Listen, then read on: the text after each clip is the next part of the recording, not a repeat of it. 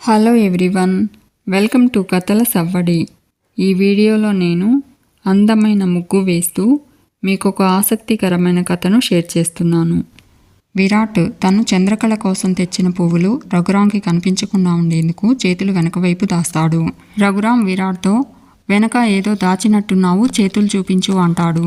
విరాట్ తన చేతిలో ఉన్న పువ్వులను సోఫాలోకి విసిరి రఘురాం దగ్గరకు వెళ్ళి చేతులు చూపెడుతూ నా చేతిలో ఏం లేదు నాన్న, చూడండి అంటాడు.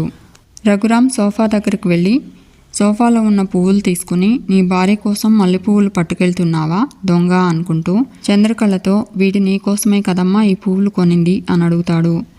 విరాట్ సిగ్గుపడుతూ ఉంటాడు. చంద్రకళ టేబుల్ మీద ఉన్న గ్లాస్ని కిందికి తోస్తుంది. రఘురాం ఆ సౌండ్ విని మైండ్ డిస్టర్బ్ అవడంతో ఆ పువ్వుల గురించి కన్ఫ్యూజ్ అవుతూ ఉంటాడు.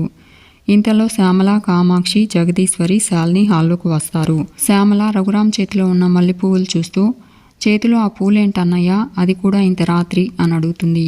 రఘురాం అదే అర్థం కావడం లేదు, ఈ పువ్వులు నా చేతిలో ఎందుకున్నాయి అని అడుగుతాడు. కామాక్షి ఎందుకుంటాయి, కొంటే ఉంటాయి అంటుంది. శ్యామల ఎవరు కొంటే అని అడుగుతుంది.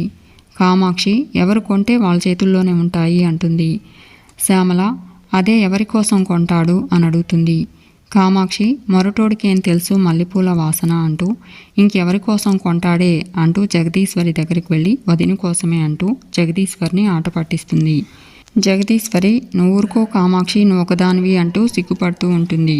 రఘురామ్ విరాట్ టెన్షన్ పడుతూ ఉండడం చూసి విరాట్తో ఏరా విరాట్, ఈ పువ్వులు నేనెందుకు కొన్నానంటావు అని అడుగుతాడు. విరాట్ మీరెందుకు కొన్నారో నాకేం తెలుస్తుంది నాన్న అంటాడు.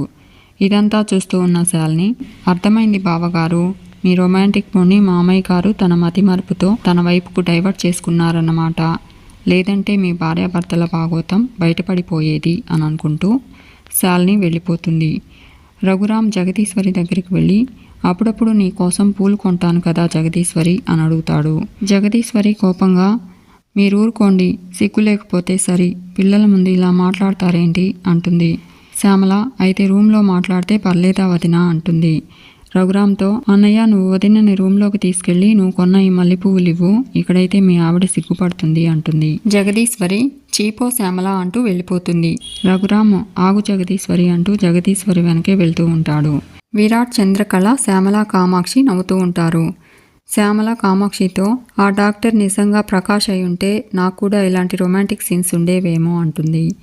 కామాక్షి సరే పద, రేపు నేను తెస్తానులే పూలు అంటూ శ్యామలను తనతో తీసుకెళ్తూ ఉంటుంది. విరాట్, చంద్రకళ రూమ్ లోపలికి వస్తారు. చంద్రకళ విరాట్ని చూసి నవ్వుతూ ఉంటుంది. విరాట్ ఎందుకో ఆ నవ్వు అంటాడు. చంద్రకళ ఓ కవిత లోపల నుంచి అల్లుకుంటూ వస్తుంది బావా అంటుంది. విరాట్ వద్దన్నా చెప్తావు కదా కానివ్వు అంటాడు. చంద్రకళ జాగ్రత్తగా విను అంటూ కవిత చెప్తుంది. మాట మచ్చుకైనా చాలు, ఎందుకు మూరెడు మల్లెపూలు, కొంటే కొన్నావు కానీ చూసి జాగ్రత్తగా రా, మనుషులతో నిండిపోయింది మన హాలు, అయినా కావాల్సింది ముద్దు మురిపాలు, కాదోయ్ మల్లెపూలు అంటూ కవిత చెప్తుంది. విరాట్ నిన్ను అంటూ చంద్రకళని పట్టుకోపోతూ ఉంటే చంద్రకళ పరిగెత్తుతూ ఉంటుంది. విరాట్ నా ప్లాన్ ఫెయిల్ అయిందని నేను ఫీల్ అవుతుంటే నీకు కవిత్వాలు దొల్లుతున్నాయి అంటాడు. చంద్రకళ ఆట పట్టించకపోతే ఎలా, అందుకే కవిత్వంతో కొట్టా అంటుంది. విరాట్ చంద్రకళని పట్టుకోపోతూ అది కవిత్వం కాదు కపిత్వం అంటాడు. చంద్రకళ అయితే నువ్వు కొండముచ్చు అంటుంది. విరాట్ నన్ను కొండముచ్చు అంటావా అంటూ చంద్రకళని పట్టుకుని చంద్రకళని రొమాంటిక్గా చూసి ఏంటే ఎక్కువ చేస్తున్నావు అంటాడు. పాపం పోనీలే, ఇందాక నేను తిట్టాను కదా, ఏదో కూల్ చేద్దామని ట్రై చేస్తుంటే నా మీదే కవిత్వాలు అల్లుతావా అంటాడు. చంద్రకళ మరి లేకపోతే చిన్న పొట్లం కూడా దాచలేని వాడివి నీ ఫీలింగ్స్ ఏం దాస్తావు బావా అంటుంది. ఇంకా నయం, మామయ్య గారి మతిమరుపు నువ్వు శ్యామల పిన్ని గారి ముందు దొరకకుండా కాపాడింది అంటుంది. విరాట్ అది నిజమే అంటాడు. లేకపోతే మనమిద్దరము క్లోజ్గానే ఉంటున్నామని అత్తయ్యకు డౌట్ వచ్చేది అంటాడు. ఇంతలో విరాట్ ఫోన్ రింగ్ అవుతుంది. విరాట్ మినిస్టర్ గారు పిఏ అంటూ ఫోన్ లిఫ్ట్ చేస్తాడు. మినిస్టర్ పిఏ మినిస్టర్తో క్రాంతి గురించి మాట్లాడాను అని చెప్పి ల్యాండ్ ప్రపోజల్ ప్రాజెక్ట్ ఫైలు వెంటనే సబ్మిట్ చేయమని చెప్తుంది. విరాట్ అలాగే అని చెప్పి ఫోన్ కట్ చేస్తాడు. చంద్రకళ గుడ్ న్యూస్ బావా అంటుంది. వెంటనే ఈ విషయం క్రాంతికి చెప్పు, క్రాంతి హ్యాపీ అవుతాడు అంటుంది. విరాట్ క్రాంతి కోసం వెళ్తాడు. క్రాంతి లేకపోవడంతో శాలిని తనకు విషయం చెప్పమని అడుగుతుంది. విరాట్ క్రాంతికే చెప్తాను అనడంతో శాలిని క్రాంతి రావడం లేట్ అవుతుంది అంటుంది. విరాట్ శాలినితో మినిస్టర్ పిఏ ఫోన్ చేసిన విషయం చెప్పి క్రాంతి ప్రాజెక్టుకి సంబంధించిన land proposal project file minister పిఏకి సెండ్ చేయమని విరాట్కి చెప్పమని శాలినితో అంటాడు. శాలిని ఇది మంచి విషయమే కదా, మీకు మంచి జరిగితే తట్టుకోలేను కానీ మాకు మంచి జరిగితే నేనెందుకు అడ్డుకుంటాను అంటుంది. విరాట్ సంతోషం అంటూ క్రాంతి రాగానే ఎంత లేట్ అయినా అవి మినిస్టర్ పిఏకి సెండ్ చేయమని చెప్పు అని శాలినికి చెప్పి విరాట్ వెళ్ళిపోతాడు. ఇక జలరాజ్ సరోజ చేపలు పట్టే వలలు అల్లుకుంటూ ఉంటారు. జలరాజ్ సరోజతో నువ్వు కోపంతో పళ్ళు కొరకకు, ఆ సౌండ్ ఇరిటేటింగ్గా ఉంది అంటాడు. సరోజ నేను కాదు అంటూ మురుకులు తింటున్న శృతిని చూపెట్టి పండగ పెట్టిన పలహారాలు పంట కిందేసి పరపరలాడిస్తుంది అంటుంది. శృతితో ప్లేటు చిన్నదైనట్టుంది పాపం అంటూ ఉంటే శృతి దిష్టి పెట్టకు డైజెషన్ అవ్వదు అంటుంది. సరోజ అన్ని తింటే అరిగి చావదు, అజీర్తి చేస్తుంది అంటుంది.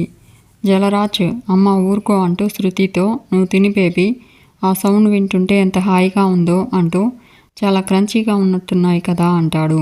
సరోజ ఇందాకేమో నువ్వు కోపంతో పళ్ళు కొరకకు ఇరిటేటింగ్గా ఉంది అన్నావు, అదే నీ పెళ్ళాం సుండేలుకో కొరికినట్టు కొరుకుతూ ఉంటే ఆహా ఓహో అని పొగుడుతున్నావు. నువ్వు మారిపోయావురా, కన్నతల్లి నీకు దయమైపోయిందిరా అంటుంది. శృతి నువ్వు దయ్యానివి కాదు, ధన పిశాచివి, అందుకే డబ్బు దాహంతో నీ కొడుకుని నా మీదకు ఉసిగొలిపావు అంటుంది. సరోజ మీరు మాత్రం తక్కువ, నేను పిశాచినైతే నువ్వు మీ అమ్మ రాకాసి తెగలో పుట్టిన వాళ్ళు, డబ్బున్న ఇంట్లో పుట్టినా మీ ఆశకు అంతే లేదు, మీలాంటి ధనమున్న దరిద్రుల్ని నేనెక్కడా చూడలేదు అంటుంది. శృతి నన్ను మా అమ్మను అంత మాట అంటావా, నేను హట్ అయ్యాను, మా పుట్టింటికి వెళ్ళిపోతాను అంటుంది. సరోజ ఆ పని చెయ్యమ్మా, నీ పూటకయ్యే ఖర్చుతో మా పూర్తి జీవితం తినొచ్చు అంటుంది. జలరాజ్ అమ్మ నువ్వు ఆగు అంటూ శృతితో అమ్మతో నేను మాట్లాడతాను కదా, నువ్వు తొందరపడకు అంటాడు. శృతి నేను వినను, మీ అమ్మ మా అమ్మను అంటుందా అంటుంది. జలరాజ్ ముమ్మాటికి తప్పే అంటాడు.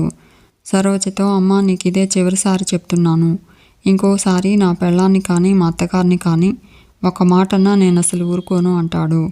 సరోజ అబ్బో అత్తగారంట, నత్తగారు, పండక్కి అల్లుడిని పిలిచి ఏం మర్యాదలు వెలగబెట్టింది ఆవిడ, అయ్యో అల్లుడికి ఒక బండి కూడా లేదే, పైగా తిరిగేది నా కూతురే కదా అని ఒక కారైనా కొనివ్వక్కర్లేదా, పోనీ ఒక బండి అదైనా దిక్కులేదే అంటుంది.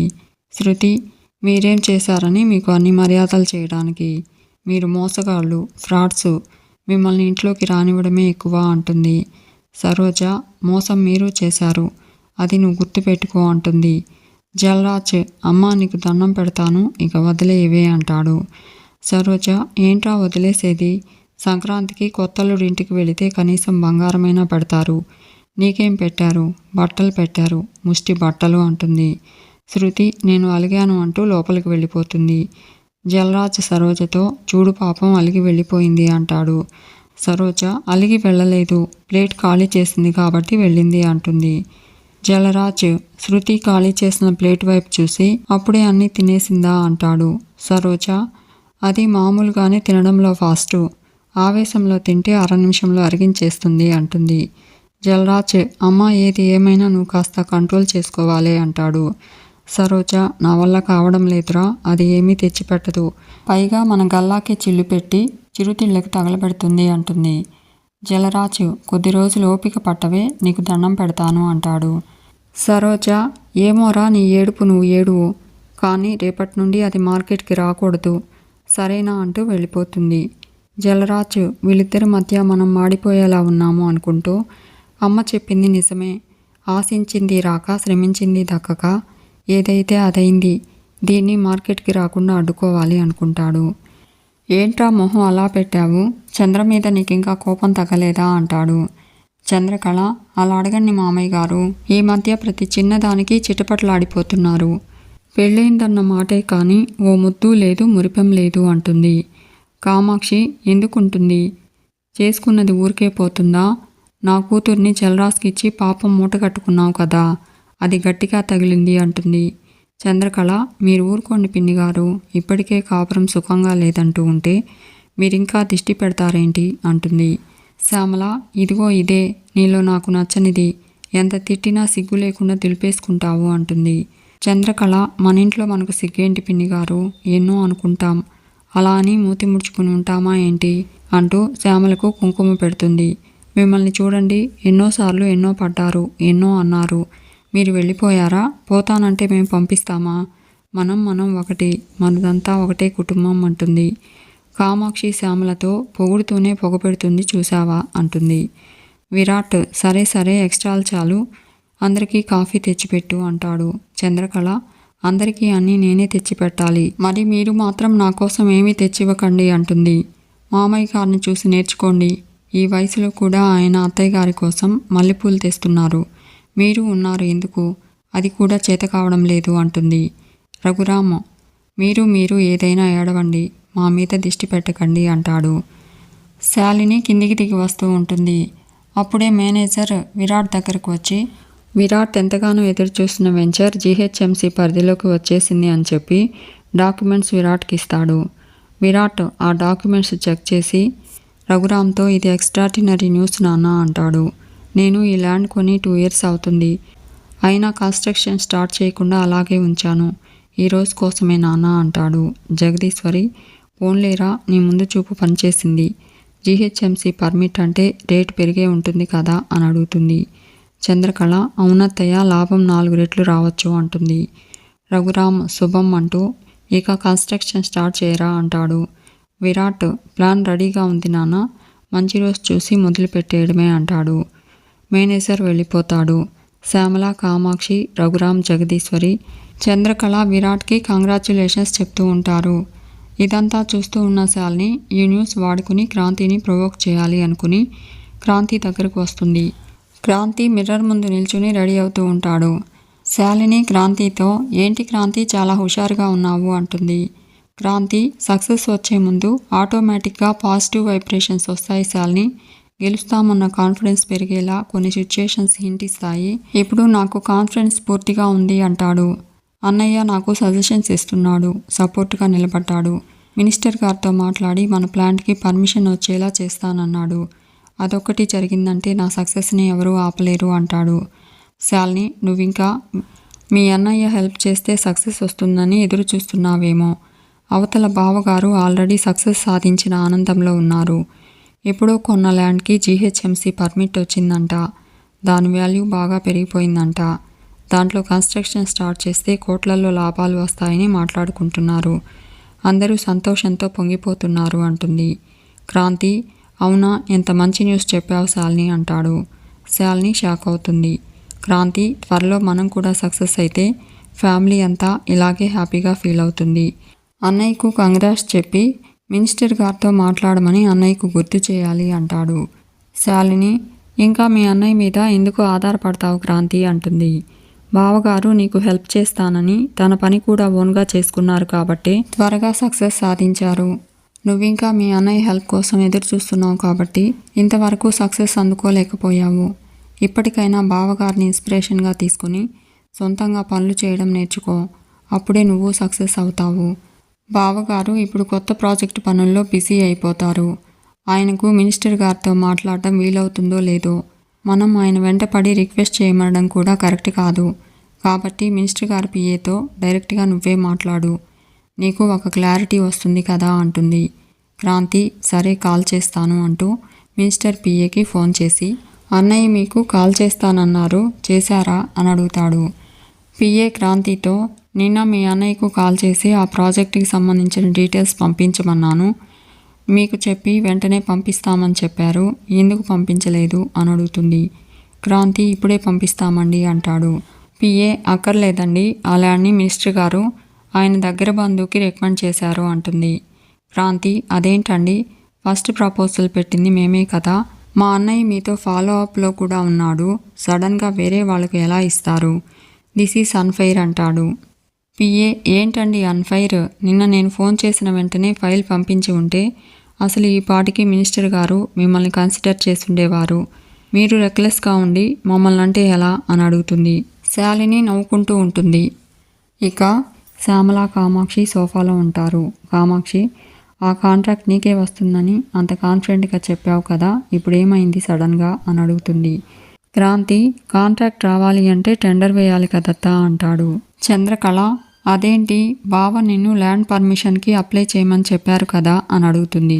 క్రాంతి ఎప్పుడు చెప్పాడు అని అడుగుతాడు. విరాట్ శాలినితో నిన్న రాత్రి నీతో చెప్పాను కదా క్రాంతికి చెప్పమని అంటాడు. శాలిని నాకు చెప్పారా ఎప్పుడు బావగారు అని అడుగుతుంది. విరాట్ చంద్రకళ షాక్ అవుతారు. మీకు ఈ వీడియో నచ్చితే లైక్ చేయండి, షేర్ చేయండి, తప్పకుండా సబ్స్క్రైబ్ చేసుకోండి. Thanks for watching.